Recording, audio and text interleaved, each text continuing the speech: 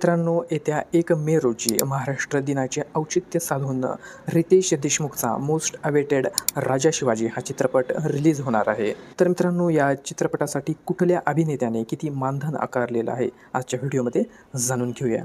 तर मित्रांनो, अभिनेता संजय दत्तने या चित्रपटासाठी तब्बल 10 कोटी एवढं मानधन आकारलेलं आहे.